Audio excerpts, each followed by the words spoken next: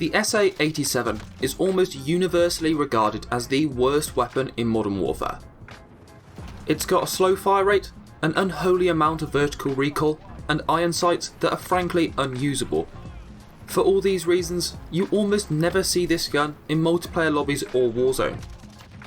But here's the thing, I like a challenge. I like trying to find weapons that break away from the meta of Growls and MP5s that dominate this game.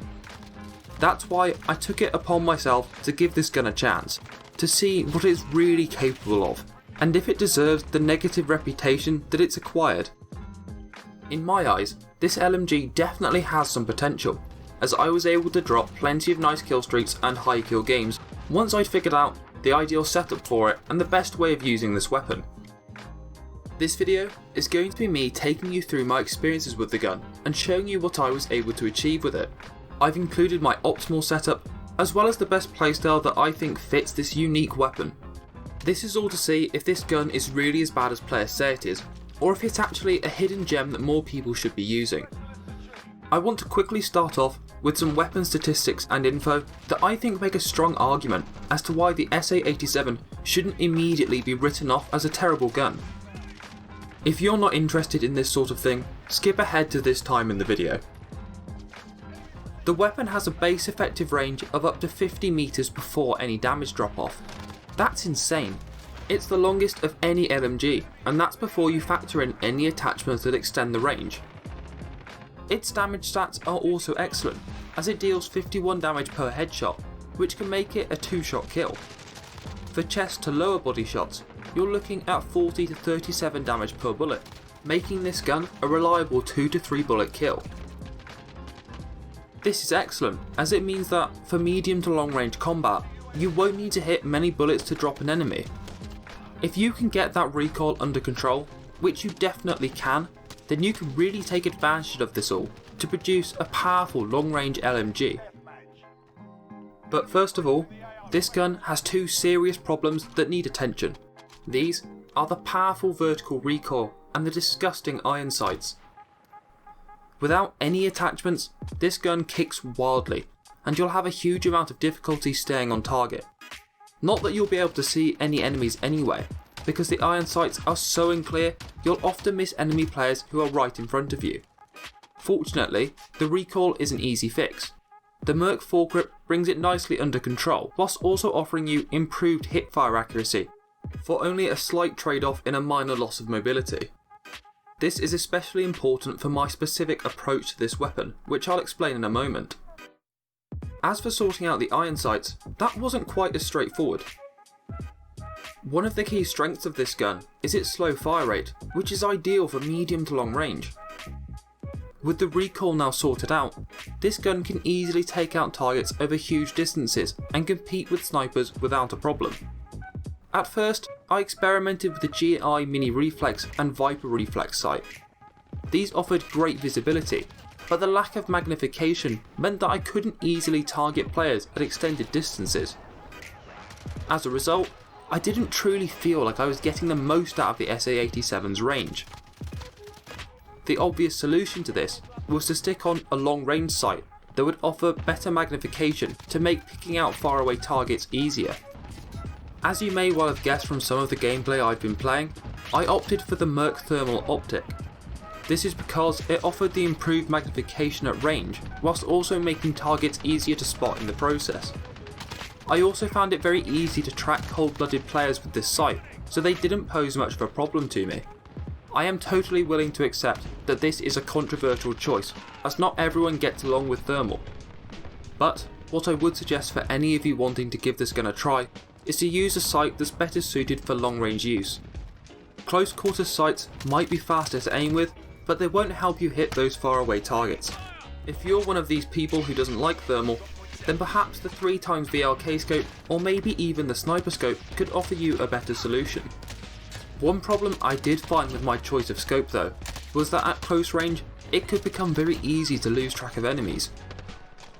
The zoom of the scope was too powerful for close range, and the slow aim down sight time didn't help either. That's why I decided to stick on the 5MW tactical laser.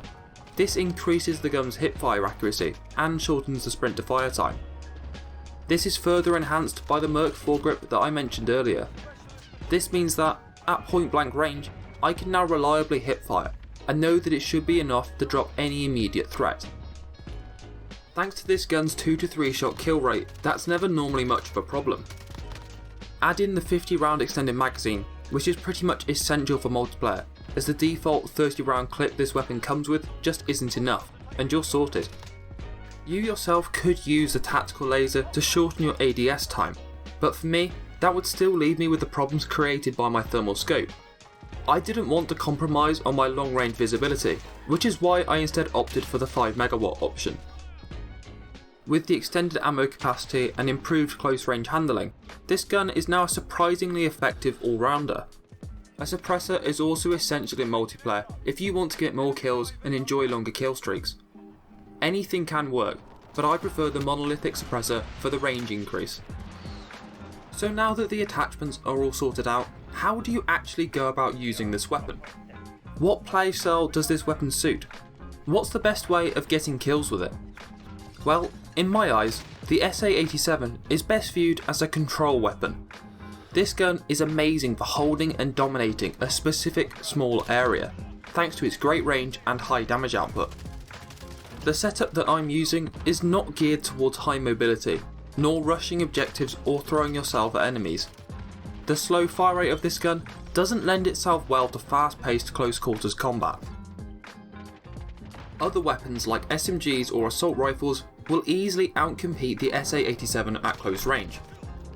You shouldn't try to force this weapon to fit a rush hard, play fast style, as it simply isn't designed for it. Embracing a more reserved, area controlling playstyle will work much more effectively.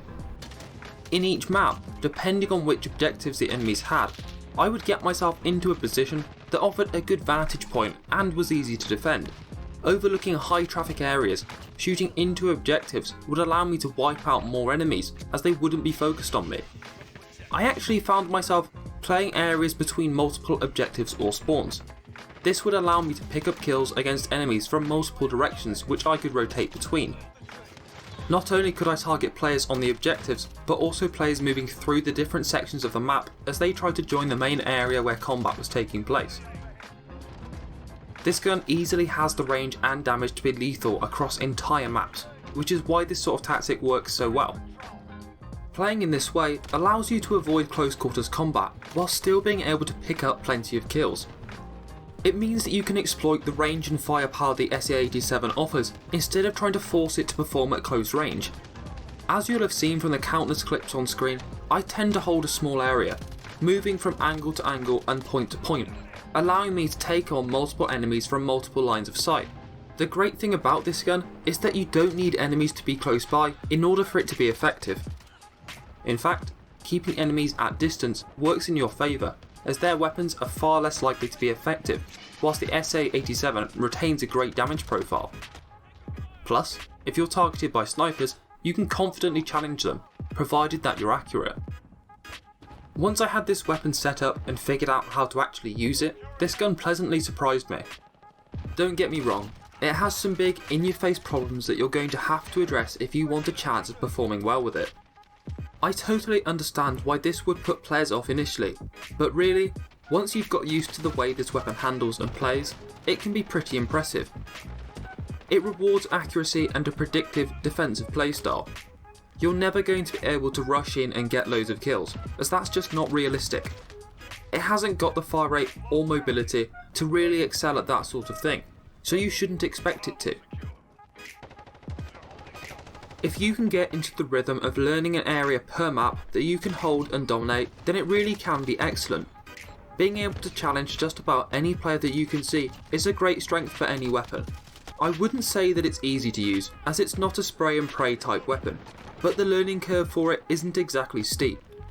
All in all, I would say that this gun doesn't deserve to be ignored and overlooked. It's not the best gun in the world, but it's not terrible either.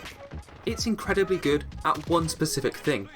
Its biggest problem in my eyes is that it isn't very versatile. You have to use it in one specific way, and you can't deviate from that. Would I say it's the worst gun in the game then? No, I wouldn't. But I would say that it's only useful to a particular type of player, who's willing to adapt to the needs that this gun has. If you can do that, then it's great. If you can't or don't want to, you're best off staying away from it.